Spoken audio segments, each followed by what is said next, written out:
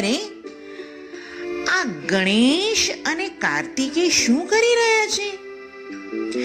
નંદી તો ધીરે ધીરે ધીરે એમની પાસે ગયા અને કહ્યું, શું થયું? ગણેશજી કહે, હું જબરો. કાર્તિકે કહે, ના, હું જબરો. નંદીએ કહ્યું, ઊભા રહો, હમણાં જ હું પાર્વતી માતાને બોલાવી લાવું છું. નંદી તો પાર્વતી માતા પાસે ગયા.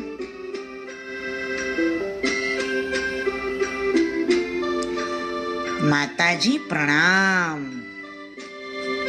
બોલો નંદી, શું કામ પડ્યું? અરે જલ્દી ચાલો, જલ્દી ચાલો.